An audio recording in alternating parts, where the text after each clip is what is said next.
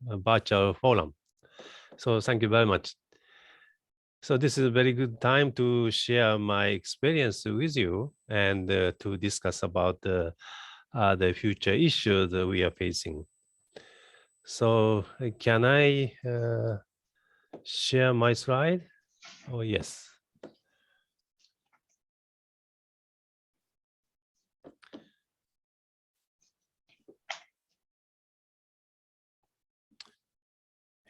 Okay, can you see? Yes, yes. Yes. Okay, so, oh, moment. I want to check here. Yeah, okay. Okay, I'm a emeritus professor of the University of Tokyo, and I retired 5 years ago, and I joined the National Research Institute for Science and Disaster Resilience at Tsukuba. And I'm leading the Center for Volcanic Research. So at the beginning, I want to show one slide.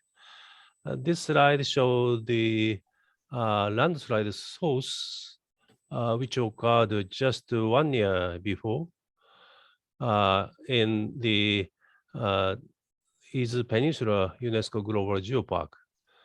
So the source, this was seen from the air, the top of the scarp.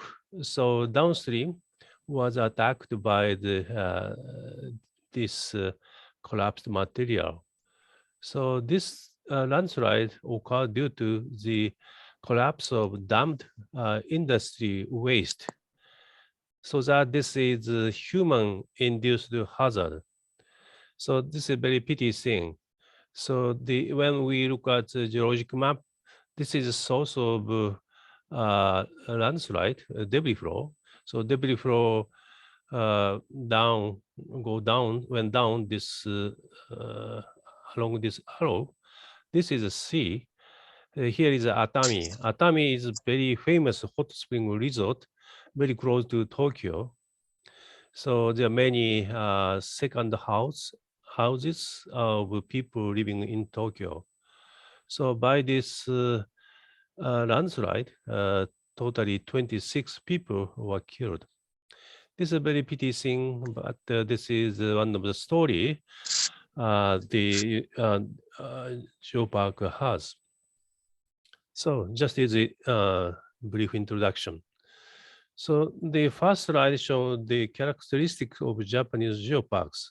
So Japanese geoparks is characterized by very strong national network, and we are insisting the importance of storytelling throughout the geoheritage and other cultural natural heritage in the geosite, geopark. This is because the linking those heritage very important connecting strong story. And the tourism is not so big income for geoparks. So rather than the regionalism is very strong in Japanese geoparks. For example, people living in geoparks loving their homeland, and they want to conserve the nature for their lives and the future. So the next, the very important thing is education focusing disaster reduction is very popular in Japan. This is because too many natural disasters occur in Japan every year, everywhere. So the Japanese geopark was managed by mainly municipalities. So this has the merit. So the merit of sustainability and legal existence. So that, but in other words, the management by municipality is very easy to spread education throughout the schools and geopark. This is because educational bureaucratic people involved in the management. So this is the characteristics of Japanese geopark. So left show the number of geoparks in Japan. So UNESCO Global Geoparks, we have now 9 geoparks throughout Japan. The 9 indicated by red dot. Oki Island, you saw the video is here. And blue indicates the number of national geoparks. National Geoparks is preparing the application to UNESCO Global Geopark. So green is National Geopark. Those also distributed throughout the Japan archipelago. So geological characteristics of the Japanese geoparks is summarized here. So this is a tectonic map, plate tectonics. So here, Japan, we had 4 plates, 2 oceanic plates and 2 continental plates. So against the archipelago, we've been slate moving and subducted under this Eurasian plate. And from east, Pacific plate subducting under the North American plate. So that we had many deformation and many magmatism, so that many volcanic eruption and many earthquake and resulting tsunami as a big risk throughout Japan. Sorry. So in cross section, you can see the subduction of plates. And here is accretional prism. The ocean deposit on ocean is squeezed up by subducting the oceanic plate. And volcanic eruption occurs in the middle of the volcano, the continent. And here is upper mantle. And here is uplifting due to the mantle convection. Here is the magma produced by the upwelling. Here, this code generate Japan's sea. So those geoparks characterize either of these elements. For example, Toyausu, Unzen, global geoparks, and the Aso also characterized the active volcano. And Itoigawa and Mount Apoe is a plate boundary. Itoigawa is here, Apoe is here. This is all the plate boundary. And accretional prism characterized at here, Muroto, and the collision of 2 plates, the East Peninsula is here. At here, Philippine plate just hit the Japanese archipelago. So formation marginal basin characterized by the here Oki Island and Sain Kaigan. So I briefly introduced UNESCO Global Geoparks in Japan. So this is example of plate boundary. So plate boundary seen in Itoigawa. Itoigawa is here. So Itoigawa is just located boundary between the Eurasian plate and sorry, this is North American plate. So this plate boundary reached to the Katra UNESCO Global Geopark. There they have the plate boundary between the two. And in this photograph, you can see the Eurasian plate material contacting with North American plate material. So visitor can touch simultaneously with both plate, active plates. In this geopark, we can providing the data, our institute providing seismic data. So to here, you visitor can collect the data of the earthquake, the real-time data. So you can see the distribution of earthquake, recent earthquake, controlling the time span, and you can get the information of historical earthquake location. This is a very good educational tool in this geosite. So Mount Apoe is in Hokkaido. this old plate boundary. To here, you can look at the very beautiful youngest peridotite.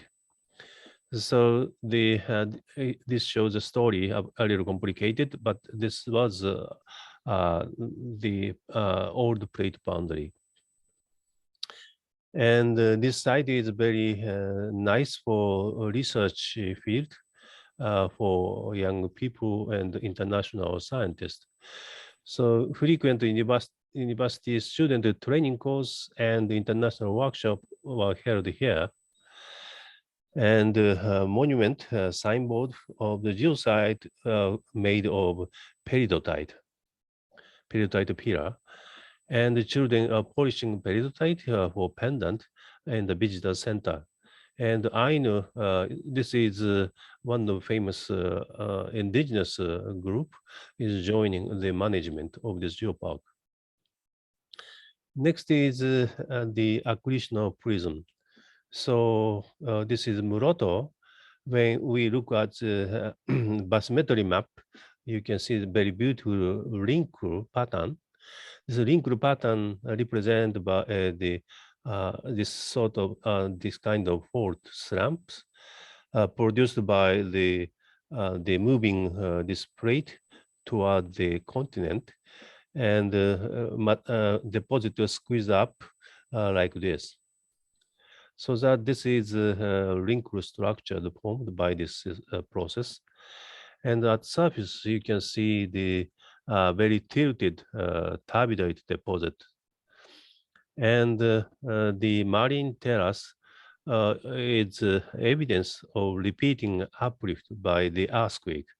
Earthquake generate these active faults. So uplifting dance is very unique. So they are dancing during the UNESCO evaluation. And the charcoal production is very famous here. So the log for charcoal grown and in this cliff produced by the earthquake, and the high humidity due to the typhoon favor the growing log of the charcoal. So charcoal powder mixed with soft cream. This soft cream is very nice for your stomach. And sea fish is very sweet, very nice. Japan Sea opening. Here is Sain Kaigan. Sain Kaigan characterize the volcanism associated with Japan Sea opening. So this is very nice basaltic columnar joints. This is very famous place for visitor, but scientifically very important. So the magnetic reversal was first found at here by Professor Matsuyama. So commemorating his research result, Matsuyama reversal was introduced. Matsuyama reversal is the age is just quaternary age start. So the hot spring is the popular here. This is because active fault is a pathway of the hot fluid from the lower crust or mantle. And they use the hot spring for cooking. And this is a product of the Japan Sea, a very nice club. And this is harbor, you have something. And Oki Island, whose video you saw just before. And this is very beautiful, covered by green and showing a very beautiful scarp. And the collision of plates. So collision of plate is seen in East Peninsula. East Peninsula is youngest, newest UNESCO Global Geopark in Japan, but 2018, so already 4 years passed. So it's a very beautiful scoria cone was a product of 5,000 years ago eruption. So many very beautiful the accumulation of volcanic material was products of under the sea. So long time ago, those materials produced in the under the sea, far south of Tokyo, so around here, and migrated, spending more than 500,000 years. So very beautiful coastline characterizing this geopark. And this lady is preparing, selling geo cookie, self-made. So this is, for example, the Fuzurina and or scoria, columnar joint, or the cross lamina, or pillow rubber, and so on. This is a close-up view of columnar joint biscuit and cross lamina. And this is a scoria cookie, and this is obsidian candy. So all the material to be able to eat, but sometimes the real scoria is involved here, very dangerous. But this is joke. So this is, next is the risk from the natural hazard. So as I said, Japan has many active volcanoes showing here, and the area without no volcano has a high risk from strong earthquake motion and tsunami. So right hand side is earthquake occurrence probability. This the magnitude of more than 5 is shown here. So probability of 30 years is shown here, and the reddish color indicate the area with a high risk from strong motion and tsunami. So that Japan geoparks everywhere, the high risk from the volcanic eruption and seismic and tsunami hazards. So, for example, this table shows the recent volcanic and seismic tsunami disaster during these decades in Japan. So the only more than 40 fatalities is shown here.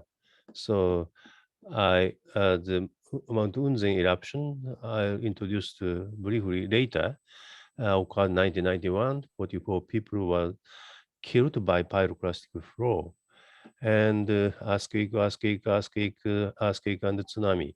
So Kobe earthquake, 1995, killed 600 people, 6,000 people in city of Kobe. And Tohoku earthquake and tsunami, which occurred 2011, killed about 20,000 people. And on Ontakesan volcanic eruption, killed 63 people by stones from the crater. And the Kumamoto earthquake introduced next, occurred 2016, and totally about 300 people were killed by strong motion. But here, landslide, typhoon, and others are not shown here. So left-hand side is 1991 eruption, which occurred at Mount Unzen. So pyroclastic flow is coming down from the crater, and fire car and fireman making refuse from the approaching pyroclastic flow, or they were saved. And this is another picture of Ontake eruption, the central Japan. And at here, about 300 people were resting at noontime, very beautiful day, Saturday. And suddenly eruption occurred, and many people were attacked by stones from the crater behind this mountain. So totally 63 people become the fatalities of this eruption. Also is volcanic, the big caldera, And this caldera is one of the largest caldera in Japan. The diameter is around 20 kilometers. Within the caldera, about 50,000 people are living. So the caldera produced about 19,000 years ago, and in the middle, the still active volcano locates. This is a very beautiful view from the north of caldera, and on the mountain is covered by grass, and the cows is eating grass like this. 2016, a group of swarm of earthquake occurred at here along the active tectonic line. Many active faults are located here. Here is Mount Aso. This is UNESCO Global Geopark. And the strong motion produced many landslides like this.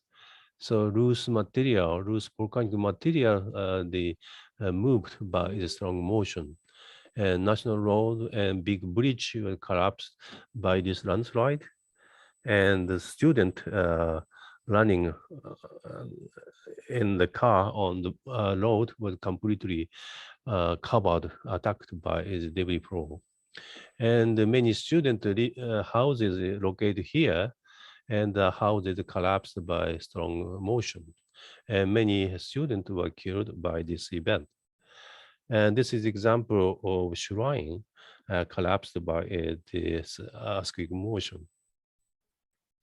So after the series of earthquake, are very beautiful, sorry, this is very beautiful fault appeared on the field.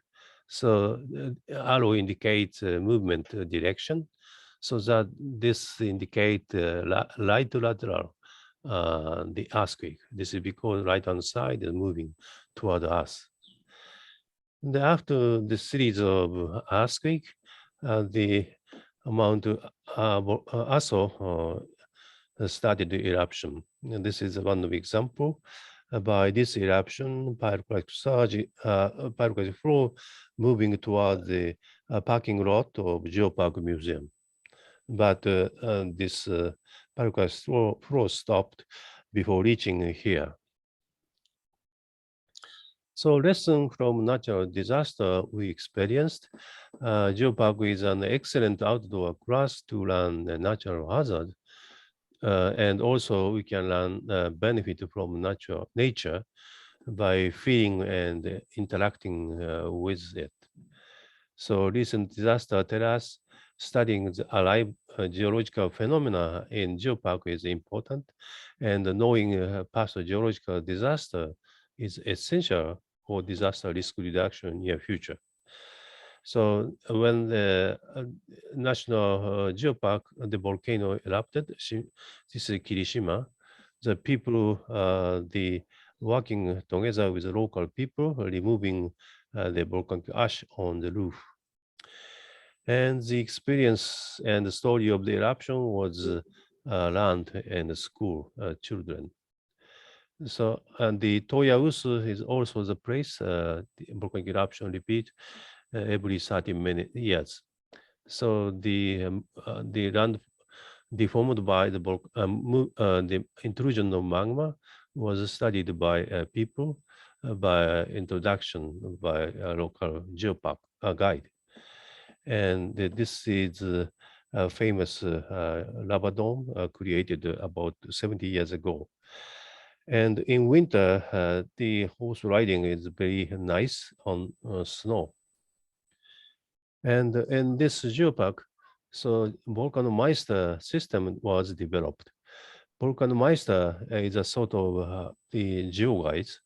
So this geoguide, the aiming transfer the correct knowledge on volcanic eruption and hazard, and the experience of past eruption for the next generation. And Meister certification system, GeoGuide certification system, was kept by in Geopark with local government, and volcanic researchers.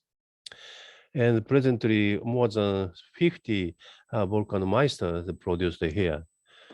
She is a hotel owner, the wife, the very famous leader of the Japan, volcanomeister on this volcano. So she is also Meister, is explaining the production of this caldera. And also she is the story of forming a new lava dome at here. So Unzen is another active volcano located in Kyushu. So I already explained 1991 big eruption occurred, and after the eruption, many debris of burned car left behind, and they was used for the guided tour. So those area very good soil due to the volcanic eruption, and this soil is very nice for harvesting potatoes. So from that eruption, this elementary school was covered by hot ash and burned completely. And presently, this was preserved as a geosite to run the geohazard. So this is a volcano erupting this time. And the many houses were buried by the Lahar deposit, which Lahar occurred during the eruption. And this is also the place to visit just near the drive-in. And at there, they have some workshop. This is a workshop for disaster risk reduction. So the purpose of the workshop is communicating lesson from volcanic disaster to future generation, and fostering guides who become the community leader when next eruption occurs, next disaster occurs. So he is a teacher of this workshop at that time. So he was a driver of this car. About 30 years ago, he was drove this car and taking refuge from the approaching pyroclastic flow.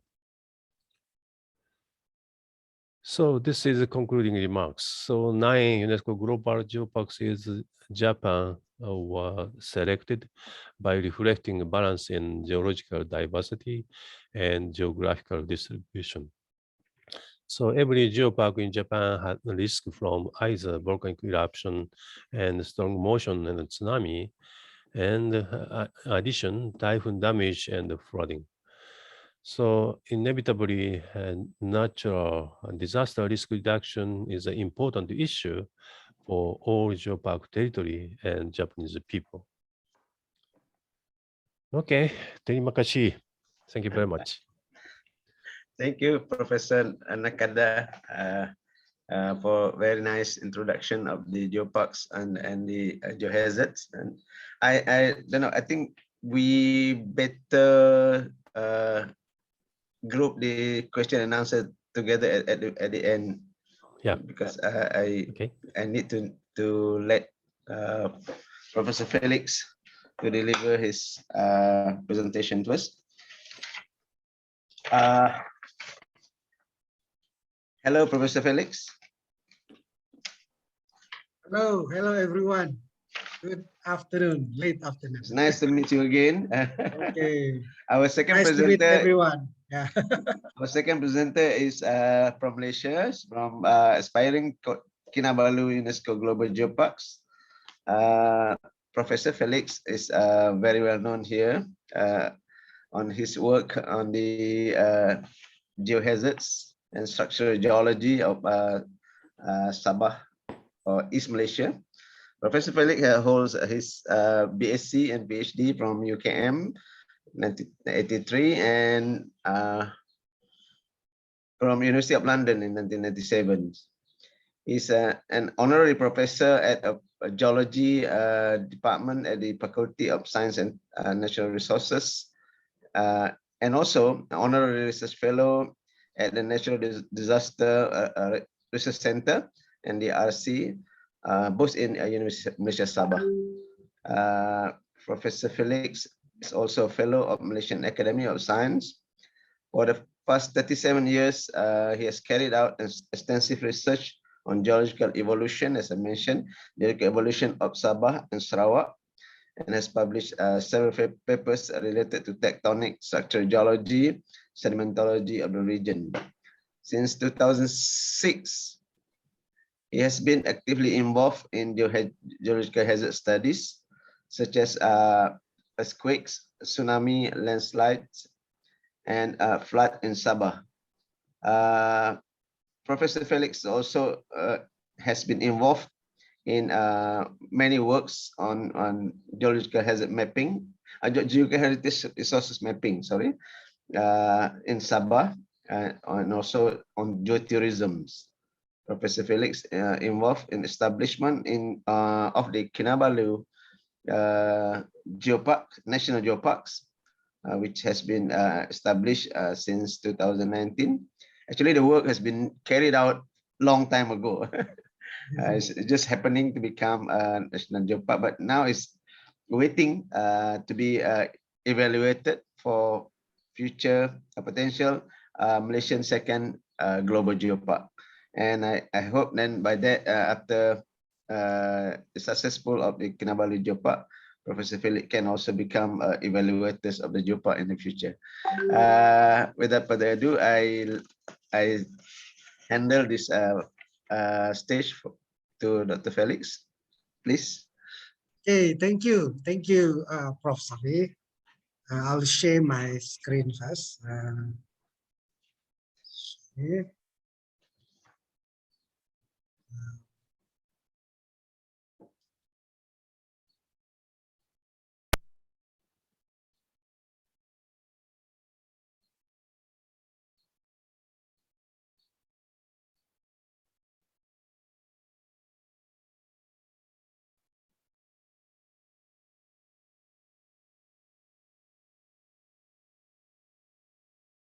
Okay, can you see my screen now? Yes, okay. Okay, I'll adjust this, something blocking my screen. So, adjusting my view.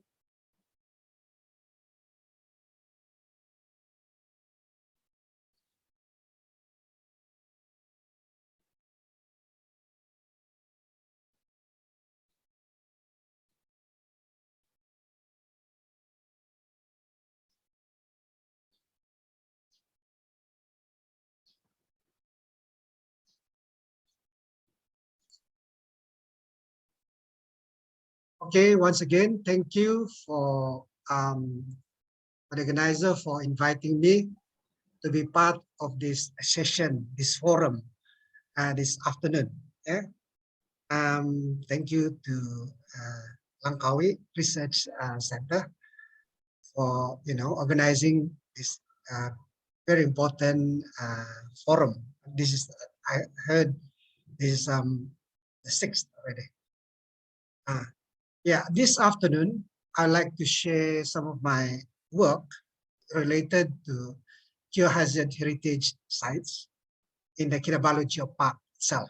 So this is slightly different compared to Professor Akada just now. He had a very wide experience in geopark management and very wide knowledge about the hazards in Japan. What we experience in Sabah is nothing compared to what they're actually experiencing in Japan. But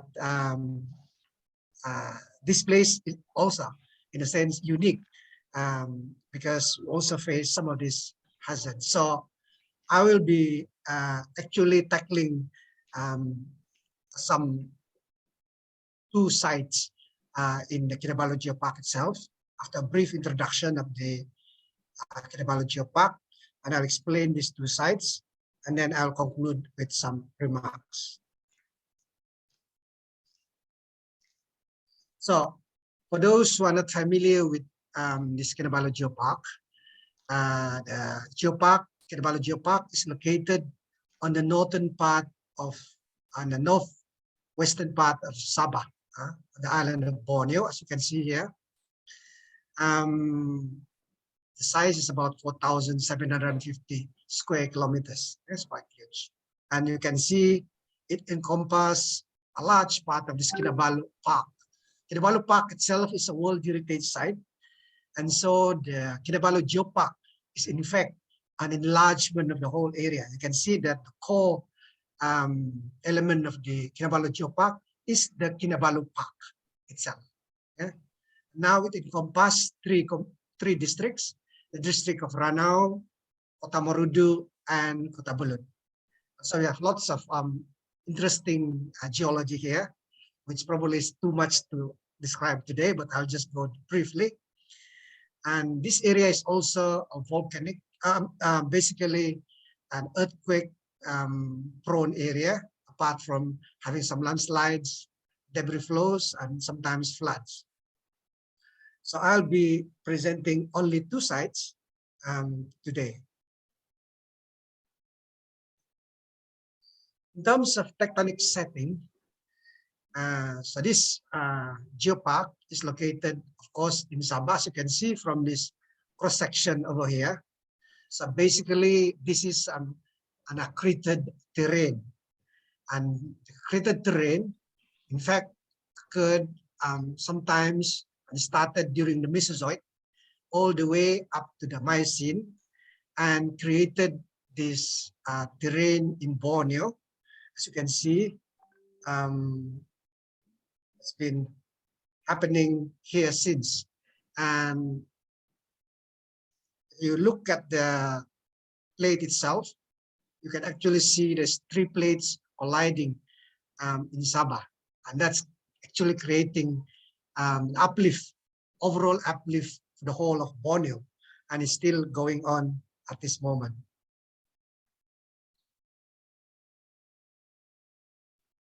Okay, so this is the geological map of the Kinabalu Geopark. So briefly, I will not go into details, but just for as a background. So this area is basically comprised of subvertical, as you can see from the cross-section here, of ophiolites. Basically, these are ultra-basic rocks, basalts, and also you have deep water sediments. All these are accreted sediments as subduction occurred under Borneo. And of course, you have Mount Kinabalu towards the south, around here. And this was intruded around 7 to 8 million years ago. Yeah?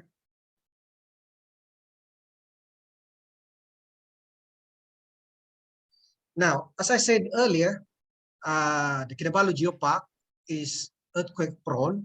As you can see from here, this is a record of earthquake in Sabah for the last maybe 60, 70 years. Our record for earthquake is not long, but so far we have three major earthquakes that occurred here. One in 1966, another one in 1991, and of course the recent one was in 2015. And the epicenter for that earthquake is right more or less like at the center of this geopark here. So you can actually see that this geopark is quite a disaster-prone area. Now, to date, we have 46 geosites that represents key geological events that we have identified in the Kinabalu Geopark, shown here. And out of this, 46 geosites, in fact, 4 are considered to be a Geohazard heritage sites. Yeah, 4. 2 occur in Kundasang area, of course. We have the landslide complex in Kundasang, which I will explain further later. And we also have earthquake-induced rockfall on Mount Kinabalu itself. And then we also have this debris flows in Kadamayan River and Penataran shown here. So we have Kundasang around here. And then the other one shown here is the Penataran River debris flows. Now I'll start with Kundasang earthquake and landslide site. This is a small town in Kundasang, and actually is located at the foot of Mount Kinabalu itself. If you see my background now, that is actually Kundasang town. You see my background, yeah. And then of course, it's, as I said, communities here are actually living with the threats of earthquake, and of course landslides are quite active in this area. Now, just some brief story about this 2015 earthquake. So you can see from here that earthquake actually was caused by this Lobo active fault, which is located right crossing Kundasang town itself. And you can see some signs of this in this damaged road where the Lobo fault passes through. You can actually see it. The road can't be repaired. Yeah, every time you repair it, it starts, being damaged again. And of course, the picture below is actually one of those results of this earthquake. Some examples caused by this earthquake, which you are familiar. And of course, unfortunate thing happened is that during the earthquake, actually a series of aftershock occurred after the major earthquake, and it shook the mountain and created rock falls, and associated with that created debris flows. And actually one of the river here, Masilau River shown here, actually experienced some very serious debris flow. And in fact, houses located along the banks, one of these houses actually was, fell into the river. And a few other similar things happened. Now, I'll move on to the landslide complex story. So in fact, this is the town of Kundasang. The whole town actually is moving, but this movement is very slow. We're talking about a millimeter to centimeter per year movement. And you can actually see several of these landslide moving at the same time. And that's why we call them as a complex. It's more than one. Yeah, and you can actually see one here, which I've not drawn, but I'm just showing you that most of the settlement actually inside the landslide. This is very interesting. And this is an example. You have this huge landslide, and you have communities, villages staying right inside the landslide. Very fascinating. And of course, the result of this is that they have houses that constantly move, and they have damaged road. This is a road that cannot be repaired, so what we did is just to leave them as it is, just repair it so that it's possible. This is another example of this huge landslide. You can see it, and you have seen communities just sitting under the landslide. Another example, this huge landslide scar. And of course, this is what happened when it occurs. And we have abandoned our buildings now. This is actually a school flat. It's now abandoned because of the threats of this landslide. And we have houses like this, slanted house, but they still stay there. I guess they have no other choice but to stay. And then they will, repay. What happened is that they will just repair the house as it moves. And this is another example of the occurrence of all these bends. If you look at Kundasang itself, you see a lot of this. This actually is a natural bends whereby you have this landslide coming down and houses are built on top of this bench. And because they are sliding with the landslide, so not much damage because they actually passively riding on top of the active landslide. So they have adapted their style of building houses. And so the proposed structural mitigation for Kundasang was to build retaining walls and of course to pump some of this underground water where necessary. This was proposed long time ago. And so some measures to mitigate was undertaken. And we can see the picture here. This picture to the left was taken in the 1980s. This is Kundasang town itself. Most of you have not seen this. This is the old picture. And this is the kind of road that was experienced. Of course, after 30 years, after the retention wall was built, now Kundasang is looking something like on the right. Yeah, it's nicely, it's more stable now, and it's prospering. So it's not scary anymore. And this is how it looks like after spending millions building this retaining wall, so it's stabilized. But you have to remember that the fault, active low fault, in fact, passes through here. So we don't know how long this retaining wall will stand. Yeah. So so basically that. So apart from structural mitigation, there are lots of series of public awareness on disaster risk reduction has been carried out in this area. Of course, most of this is done by us from UMS and also from the Department of Minerals and Geoscience, together with some other relevant departments. Yeah? So this is an example of an earthquake hazard preparedness program for the community. But we also have a program specifically for children. Yeah? This was a program sponsored by UNICEF that we did for school children. In fact, for Ranau and Ladatu, but this is in Kundasang. And we also developed educational materials on earthquake hazard for schools. So, and also we develop a package, a teaching manual package for teachers so that they continue with the awareness with their children, school children. And we also held public awareness regarding preparedness, what they will do when an earthquake strikes. Yeah, I think this is a standard procedure, and in fact, we also teach them to go out from their classes. This is held in Kundasang. Again, you can see the background, Mount Kinabalu and the background. Now, I'll just show you a brief video, about 3-something minutes video about Kundasang town itself. I hope this will work.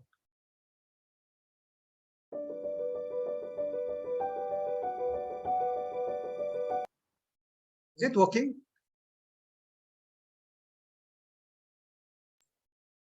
No, Prof. Would you like to share it again? Huh? No, we didn't see the video. Would you like to play it again? No, start. Okay, just you. I think that's good. Thank you. So this is the new Kundasang town itself. You can see there's some motorcyclists enjoying themselves while we were taking this. People in Kundasang drive very fast.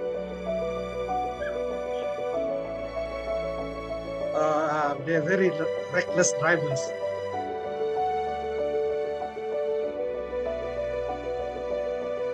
This is a joke. Yeah, I'm speeding up the video.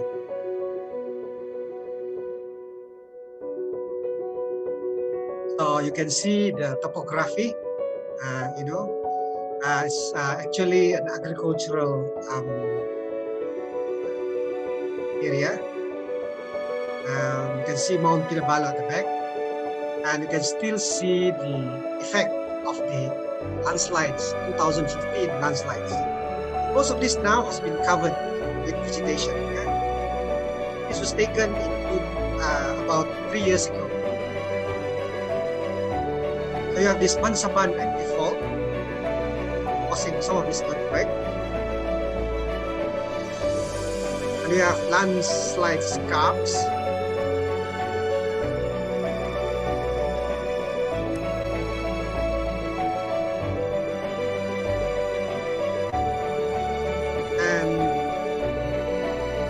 This landslide scarp, as you can see here.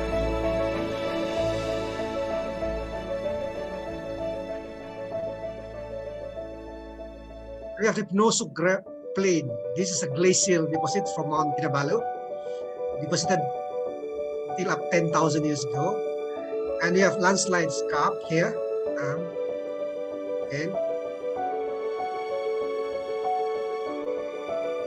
And at the foot of Mount Kinabalu,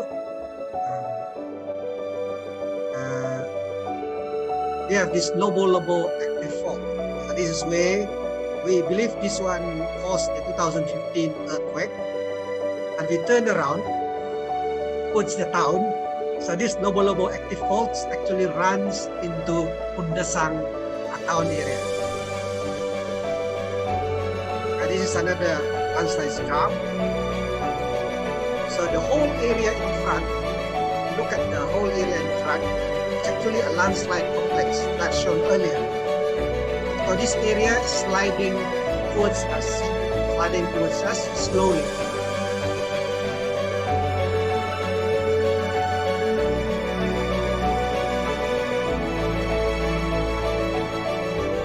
You can see that we chose this geosite to illustrate one of the natural phenomena here, because the people has to live with. And this is the Geohazard.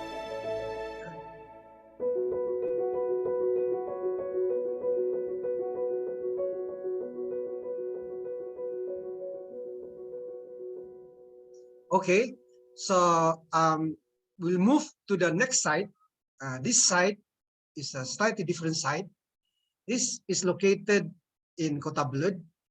This is in Melangkap village, and the river here is called Panataran River.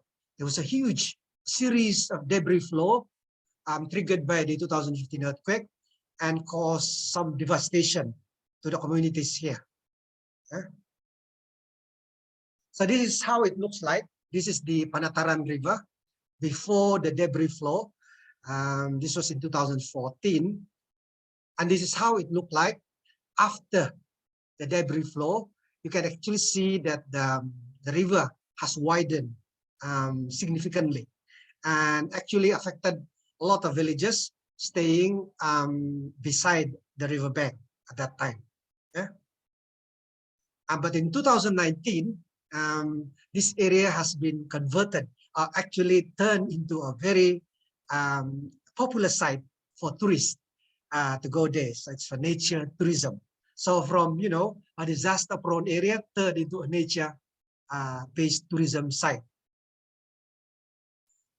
This is how it looked like in 2017. I took this picture in 2017. Tourism has not started yet. People were just rebuilding their life after the 2015 earthquake. But what was interesting is because of this debris flow, a lot of new rocks, mostly granite, was, you know, brought from Mount Kinabalu, fresh rocks. Suddenly, the dull-looking river became very bright because a lot of white new rocks, they call it. Yeah, and it's actually coming from the granites itself. And so it attracted attention, national attention, and people came here to see. And then they came just to see. Then they saw that the area was so pretty, the water was so clean, and so the tourism story developed. So this is how it looked like in 2021. I was there in 2021. And so what they did was to rearrange the boulders and the rocks and made it more, you know, friendly to picnickers. And this is how it looked now. A lot of these new hamlets, a lot of these chalet, the small chalet they call it, and a lot of camping ground. Looks quite scary also because they actually putting it right beside the river. This is how it looks like now. It's called the Palumpong Riverside Camping Ground. Very popular. We were there. I was there actually last year, and it was full. It was difficult to actually book a place. Some of these new places that is open just beside the river. Very nice. Well maintained. They even call themselves ecotourism. I don't know what's so ecotourism about this place, but anyway, I enjoyed staying there. Yeah, And they even built a lot of this new chalet just beside the rivers. Fantastic. A lot of this stuff. Within, you're talking about 2-3 years development. And you have places like this near where I stayed. So you can actually see that there's a lot of development happening in this disaster site. So I'll show you another video that I prepared on this area.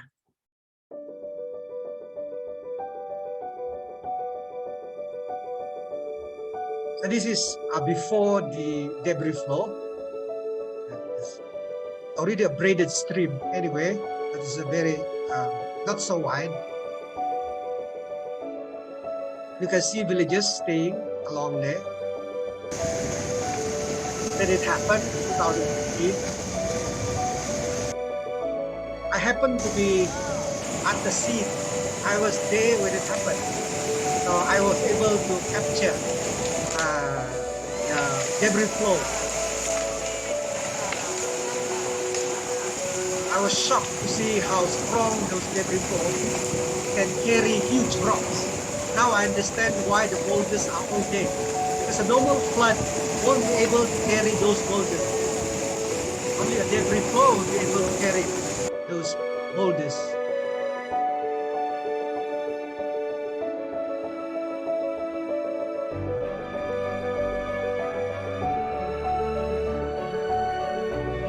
This is a view of the debris flow. This was taken in 2021, last year.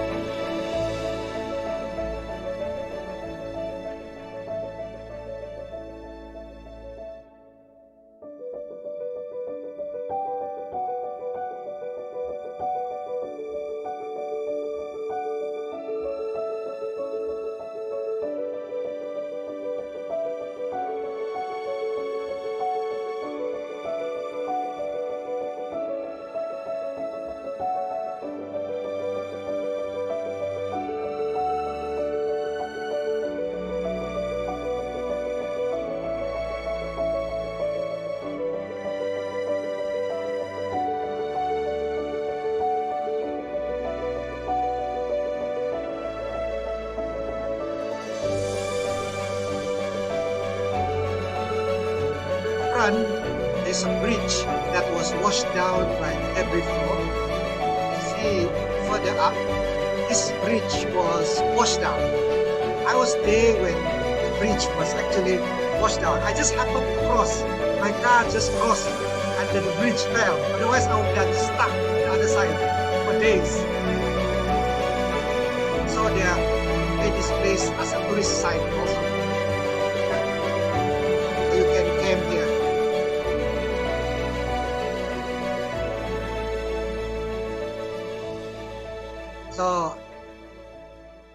So okay, those are the short video just to illustrate these two areas. So I'll do some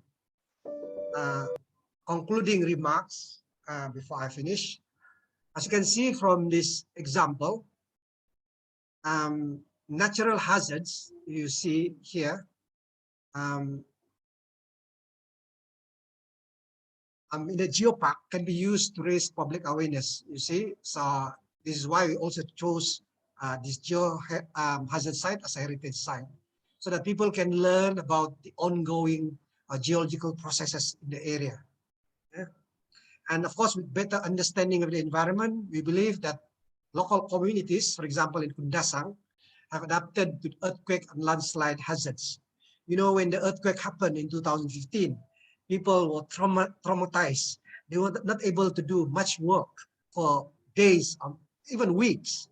But with some, awareness, they have become more resilient and they are not afraid to live there anymore. And of course, they learn to build light structures. Yeah, and the most amazing thing is these Melangkap communities, in fact, have capitalized on the new landscape created by the debris flow through the nature-based tourism. I thought it was amazing. I didn't expect this to happen, but it did. And people were actually, reaping some benefits from there. But of course, if you look at it, both Pundasang and Melangkap, you'd be scared. For me personally, I was afraid for the people because, earthquake can happen again. And at the same time, debris flow can happen again in Melangkap. But these people seems to be, not really taking this seriously. So I think efforts needs to be continued to raise awareness of these communities regarding geological hazards, especially children. I see a lot of children are not really aware about this. And so Geoparks, in a sense, is one platform where actually we can use this to educate and to create awareness and make sure that these sites are well understood by people, and whatever development is being carried out, either nature-based tourism or just normal development process, would be done appropriately, I would call it. Yeah. So this is something that we can actually be a learning for us in the Geopark. So with that, I end my talk. Thank you very much.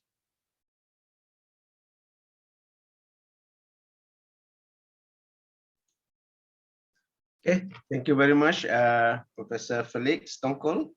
Can we have Professor Nakada back? Are you here, Professor Nakada? Yes, yeah. Most of you are here. I don't know, is there any question from the public? Okay, what is this? No. All right.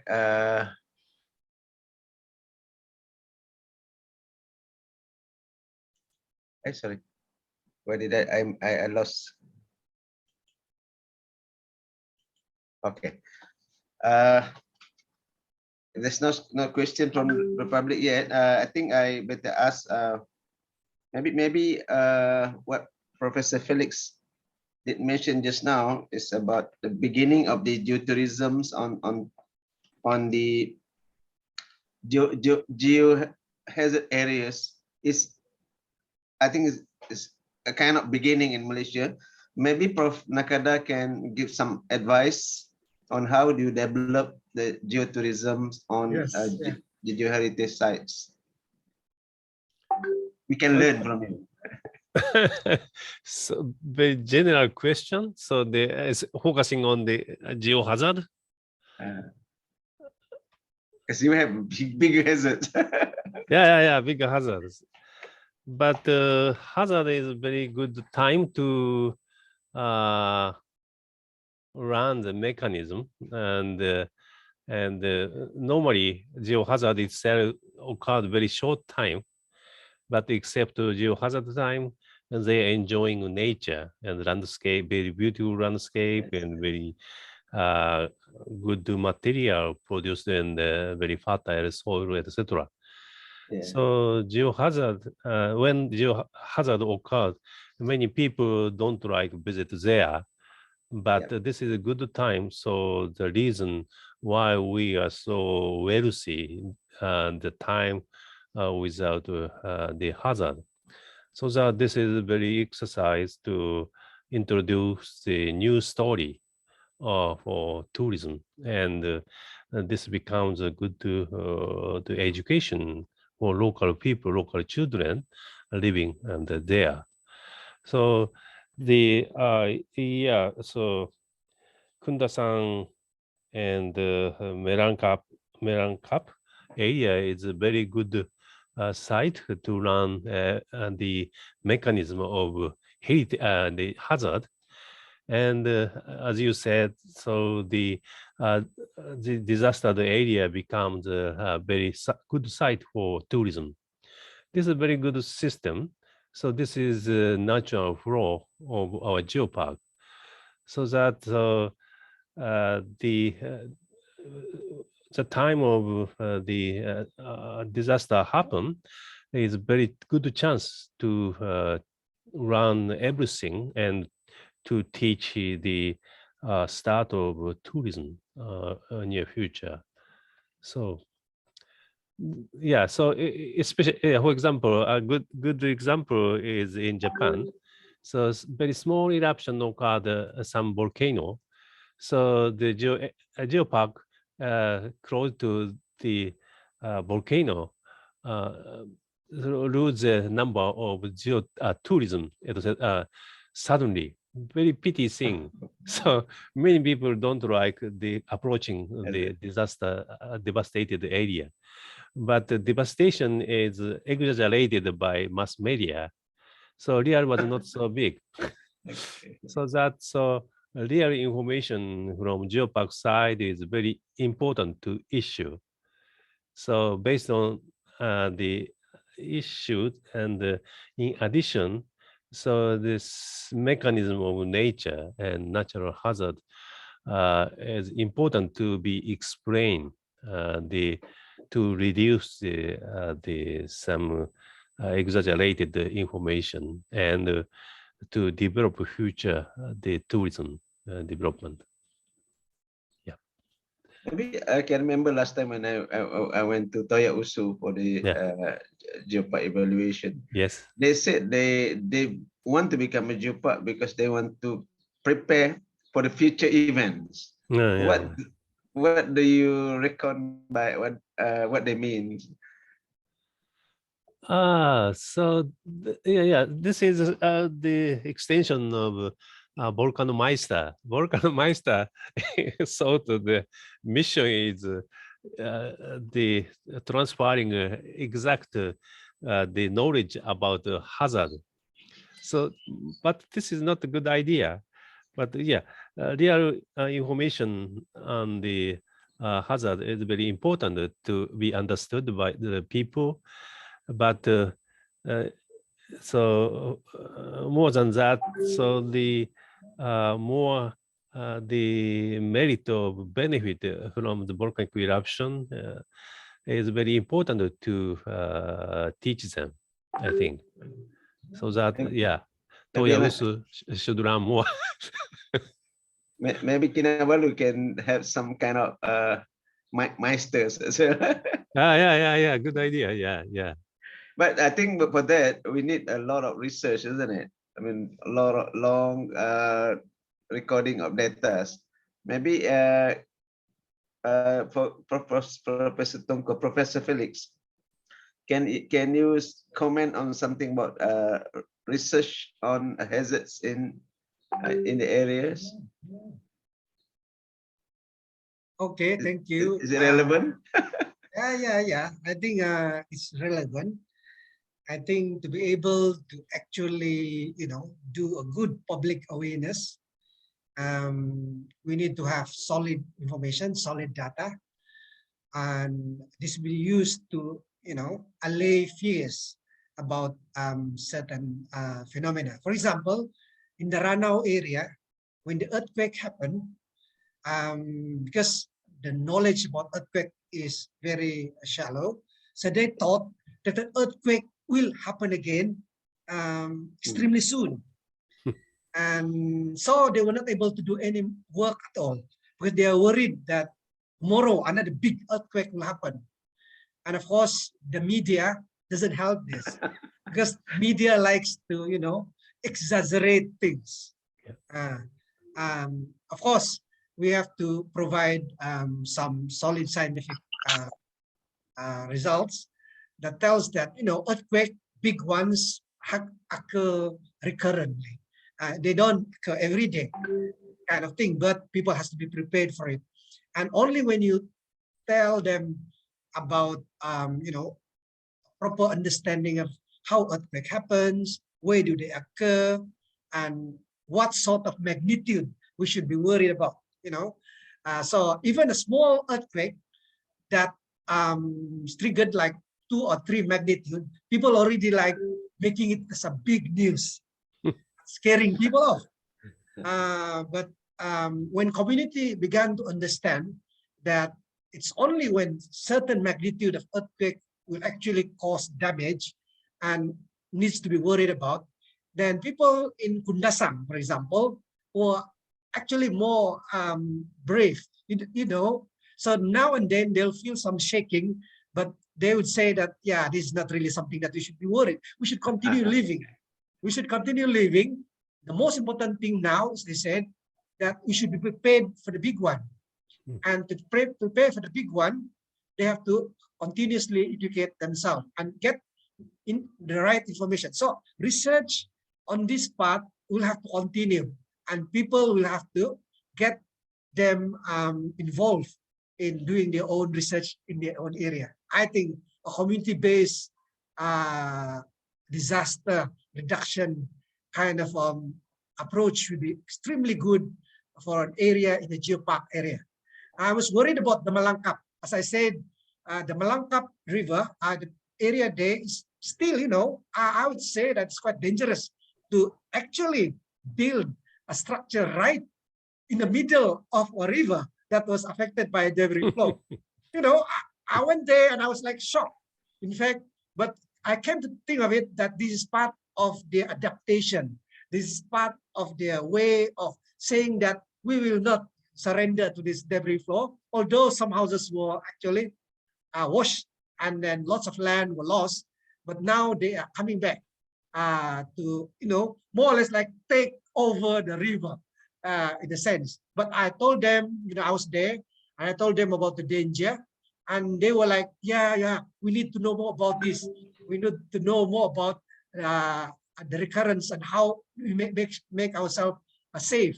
So this is an ongoing thing that is happening. And so research in this kind of field will be very, very relevant, I would think. Yeah, thank you.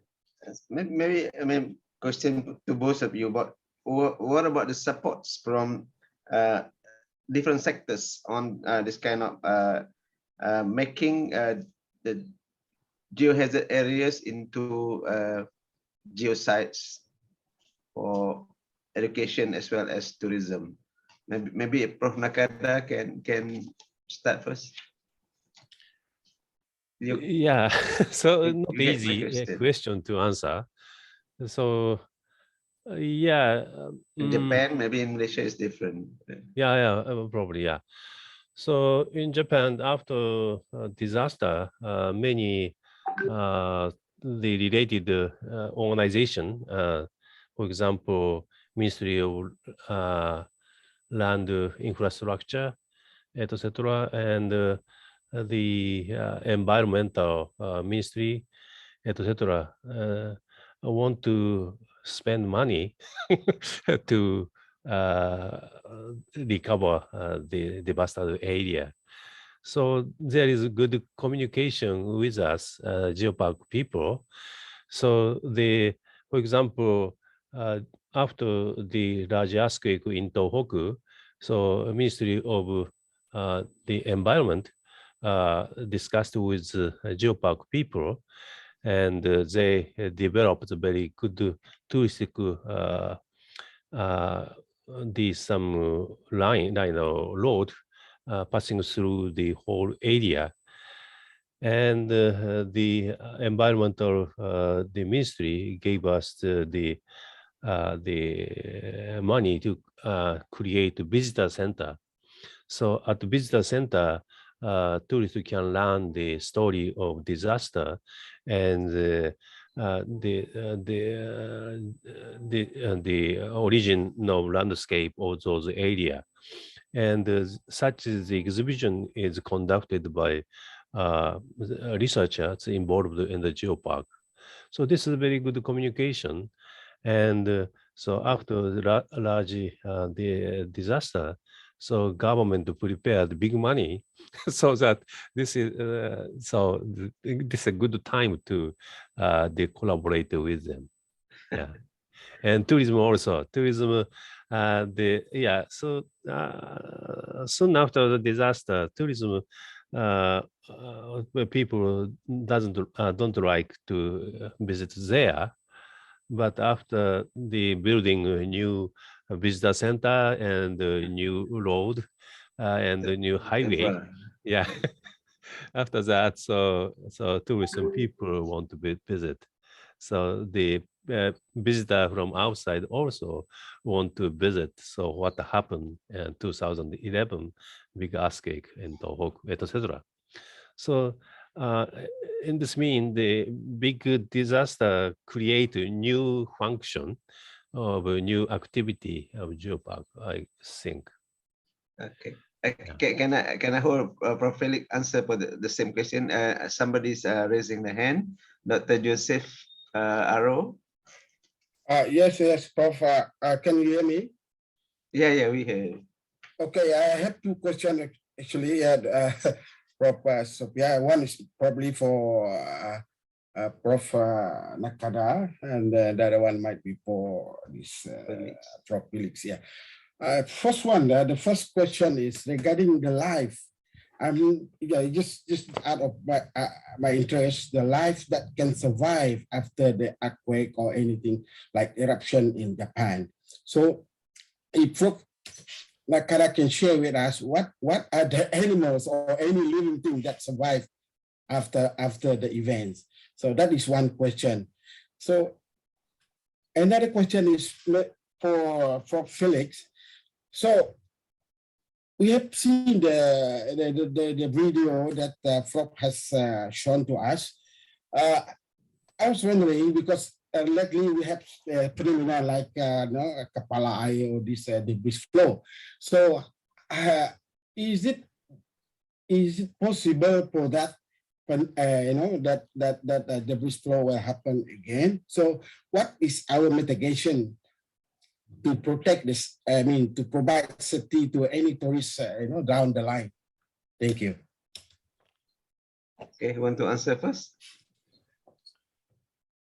Okay. Maybe Prof. Felix or Prof. Nakada first. Yeah, okay. First from me. Thank you, Joseph. Question. So your question is about the animals and surviving from the disaster. So very strange thing. So the damage or killing animals are not reported forever. So yeah, so far. So very strange thing. This is because the such death of animal did not become the news. But so when I observed the disaster in Mount Unzen and after the eruption, I found many boiled pig in the hot debris flow generating from hot pyroclastic flow. So, but the direct damage from the pyroclastic flow or lava flow were never reported. Very strange thing. Probably animal had a very good sensor of the danger of nature, I think. But debris flow is, unfortunately, they met sometimes the debris flow. So the same story was reported also in Mount Usu when the Mount Usu erupted. So the lahar debris flow was repeated. So the one time, so some cat and cows involved in debris flow, but very small the amount. So that big reason the animal is a good sensor compared with human being, I think.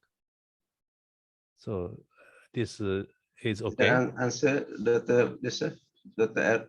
Yeah, just I wanted to know if there is any research on animals because it's important for us. I believe as a human being, we want to know how sensitive we are, who is having more better sensors, which type of animal, is it the human or, this is, I think is high time any potential researcher to do some work. If there is in future, immediately after the earthquake or eruption happen, maybe someone, go to the site, see which animal will survive, which animal don't survive. I think it's a good sensor question. or no good sensor. Okay, thank you. It's a good question. It's a good lesson. I think that's a general discussion. Yeah, thank you. I think maybe Geopark can has this initiative in the future. Whenever anything happens, start to measure, because biodiversity is also in our judgment as well. We have to also take care of that. It's a good question for all of us. I mean, not just Japan or Malaysia, for every geoparks. Maybe Prof. Felix can answer the question from Dr. Aro Yeah. just now. Thank you, Joseph, for the question. You asked the same question that I'm asking. In fact, yeah, because this new phenomena whereby people are actually, using the river as a tourism site now, is quite new. This is just a 2-3 years kind of phenomena. And of course, I already saw, I went there in 2019. They were just beginning to build it.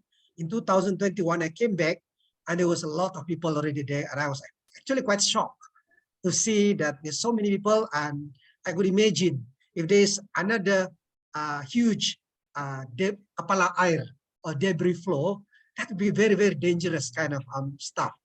So I actually managed to talk to several of these owners. They are community, they own the site, and ask them about what do they think about if something happens again. And of course, they asked me back. They said, Prof, when is it going to happen again? They said. And I said, it can happen, but I don't know when it's going to happen. But the truth is, I said, nobody knows. But aren't you worried? I asked them actually, aren't you worried that, a lot of tourists will come here? But they told me that they know a little bit about the river. They said that they know when things happen. For example, when the debris flow occurred in 2015, they actually anticipated it. They knew that it was happening because they saw some signs. So they're using their local indigenous knowledge with regards to the river.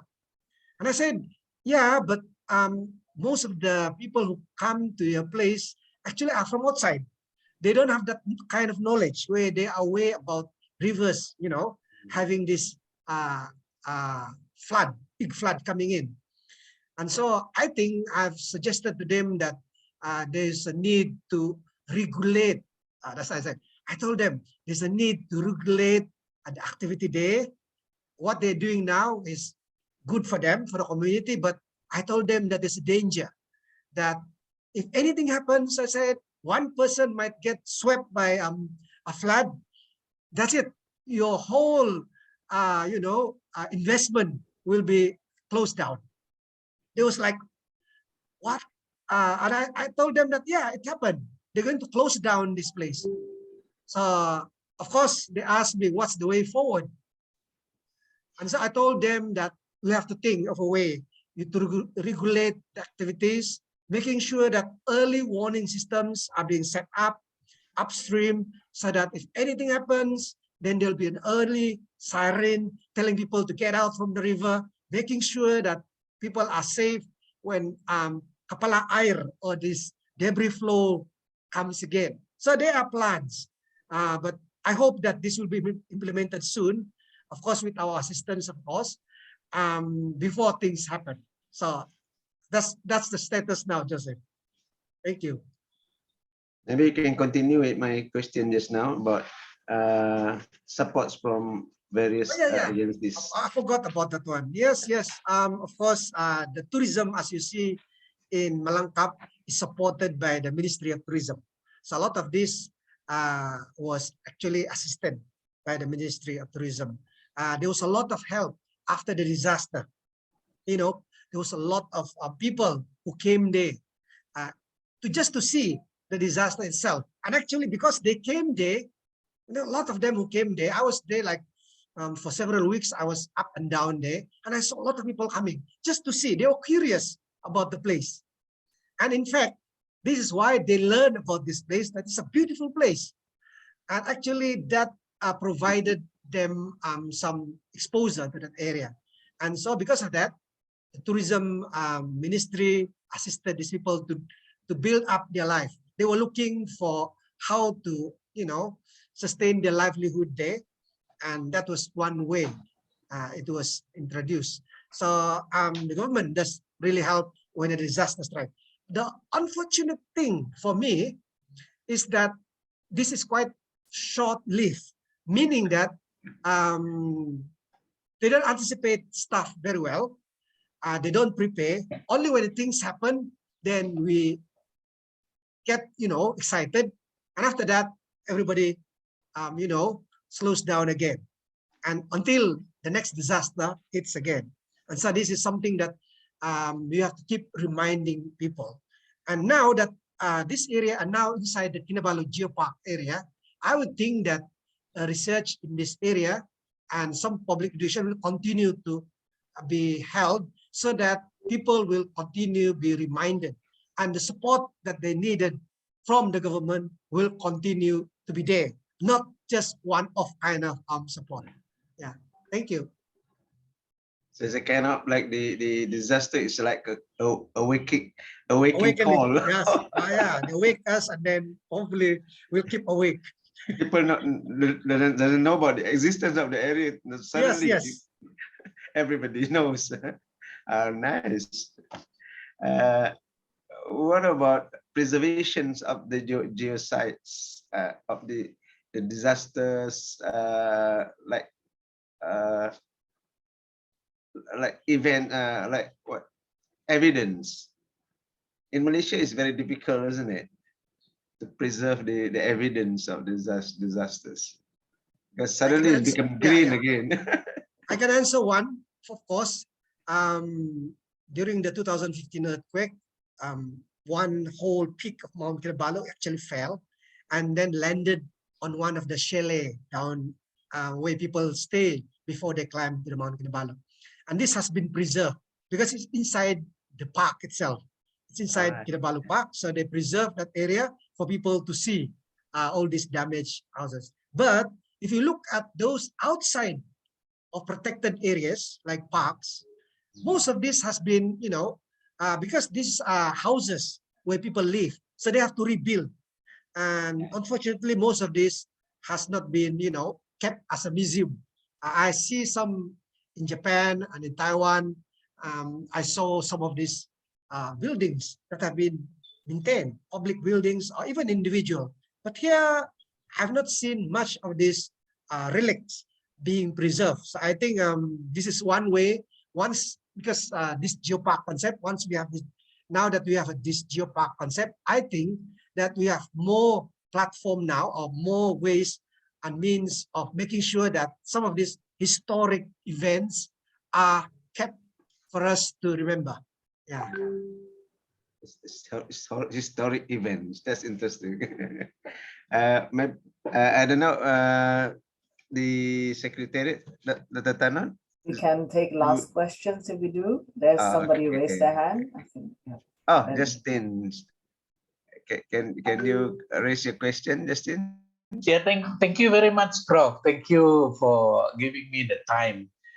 First of all, I would like to congratulate the two speakers for sharing with us very insightful presentation, and also I think this is something that we need to continue, because like what we all have agreed just now, that we tend to have very short memory of things that happen, and as what has been shared, I think people are living with it. So this is what we call adaptation, and how to create resilience. I think this is where public education, we need to educate these people of all the risks of the hazard and all that. But here, my question is, who would initiate this? Who would bring this up to whoever the authority or the platform that we need to do this? And I think we are the professionals. We have board of geologists, we have institute geology and all that. So would it not be our responsibility? So this is my question here.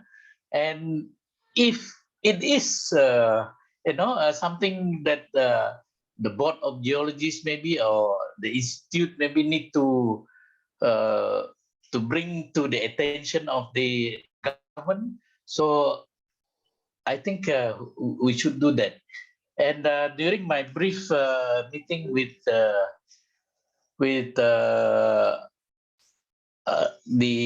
board of geologists ex-course, I have mentioned all this actually, and have we mapped all this?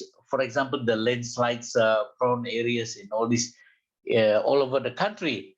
I know that the survey has been completed in Peninsula. I know that they have produced already a book on those high-risk areas and all that, but I think not in Sarawak and Sabah. Maybe I don't know, Dr. Felix. Maybe something has been done in Sabah, but I'm quite sure that has not been highlighted in Sarawak. So this is my comment and my question. Thank you very much. Prof. Felix want to respond? Yeah, I think thank you, Justine. That's a very good question and comment. Yeah, a lot of this is something that as professionals, the Institute of Geology of Malaysia, for example, should be taking seriously. This is something that, you know, we're asking who would be doing this, who's be responsible for making sure that people are aware about this risk and all this kind of thing. Of course, on our part in the university, we are doing our small parts, but this is very small, extremely small. And so I think everyone who is aware of this should chip in and, you know, make this as a priority in one of the programs, because saving lives, I think, is very worth it. And, you know, this is something that every one of us can actually do in our own small ways. So I support the idea that, you know, IGMs should take this as something in the program. I think it should be the authority. maybe Japan can respond. What sort of authorities that helps in Japan? Yes, so no special authority is there here, but this is a sort of joint work. Okay. Yeah, so my institute itself has a name of resilience, disaster resilience. But so many players in our institute, the majority is scientists. So the increasing resilience of people in prone area is not easy by scientist side. So collaboration with natural scientists and social scientists and the government, the interference is very important, and local government also. So that's we are geologists, but some the dialogue with many people with different areas should be involved to create raise the resilience against disaster. I think not easy.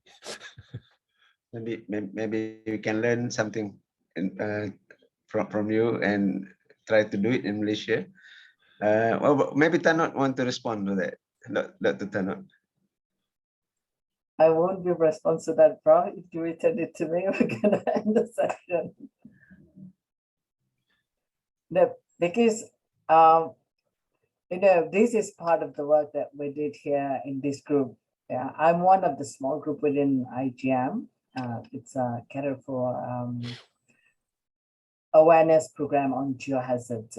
I think there's another group which is working on this area on geohazards.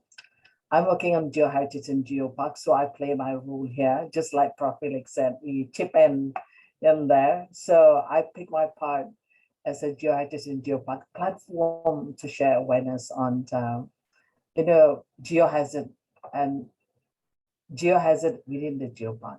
I'm aware of that there's a need as well that particularly in Malaysia, we take it to the next level that we must do something about it.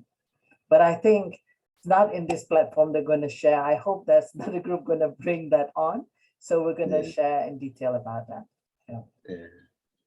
Another forums maybe. Yes, another forum. We need another forum to discuss that because there's so many issues.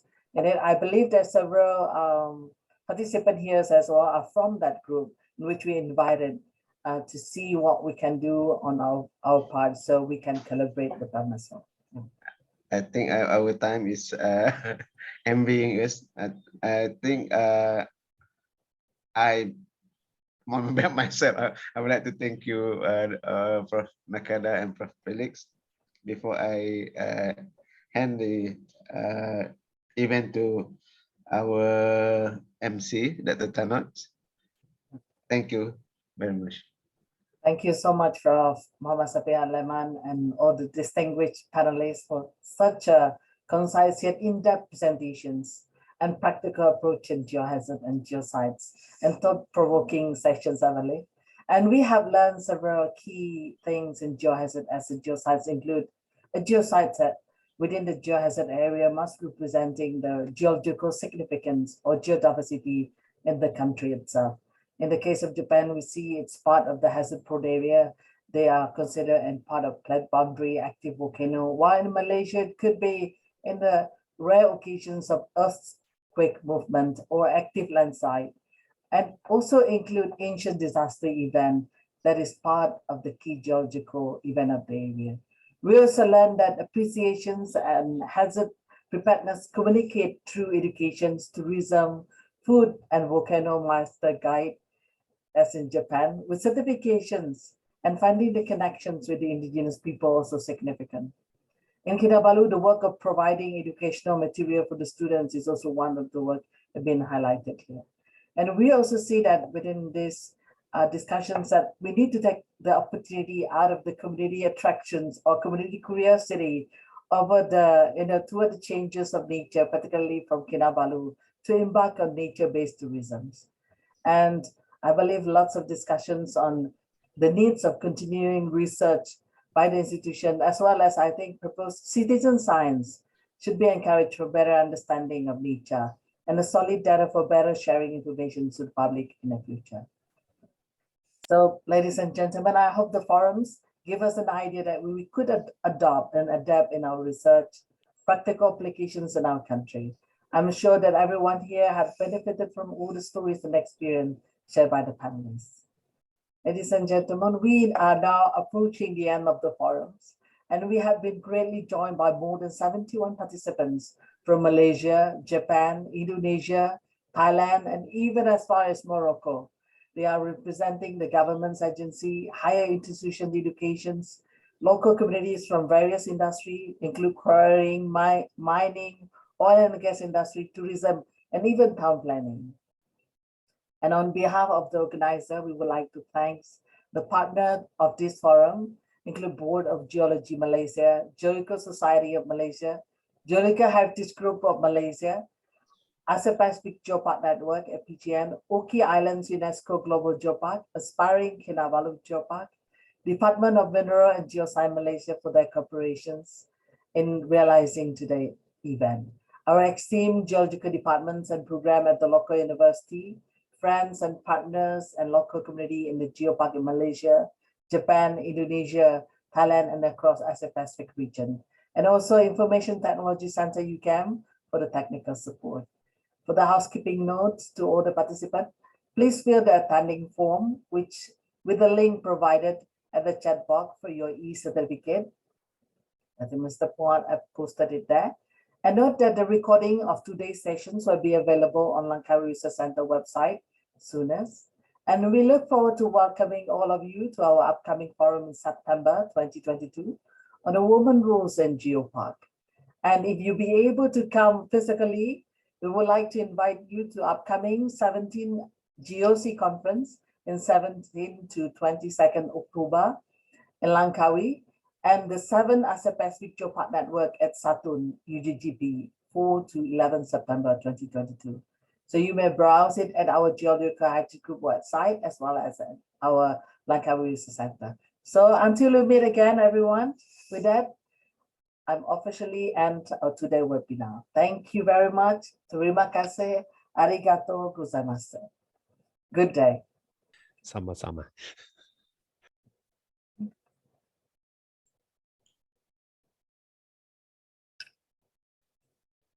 Thank you, Prof. Felix. Thank you, Prof. Thank you, Nakada. everybody. Yeah, Thank thank you. you, everyone. Yeah. Bye-bye, Danan. Bye, Prof. Okay, Safi. Bye. Best wishes to Kinabalu Geopark. Yeah, okay. The Yeah. evaluations is coming soon, so best wishes. Yep, Felix yep. look very healthy now. Ya, sudah After retire. retirement. Banyak apa itu rehat. Bye-bye. Bye-bye. Thank you, friends from Chalito. Yeah. Oh, I know there's people from Morocco as well. Thank you for coming and joining us today.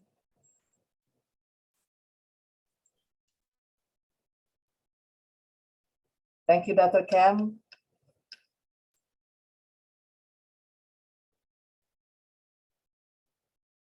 Which link is it? Okay, the link is up there. I hope someone can post it again. Yeah. Macam kita nak pergi Sri Lanka. Laga Bali. I also post the link to our series of conference online. So you may Google it too. Yeah.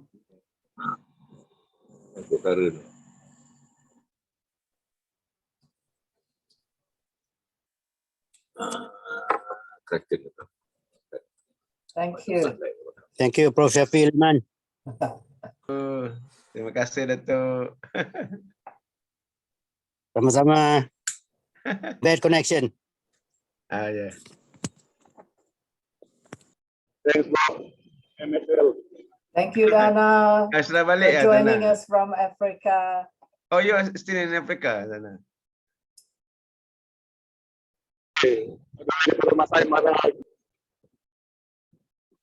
Thank you, Pirate Chat. Okay, goodbye all. Goodbye. Thank you, Prof. Xavier. Yeah.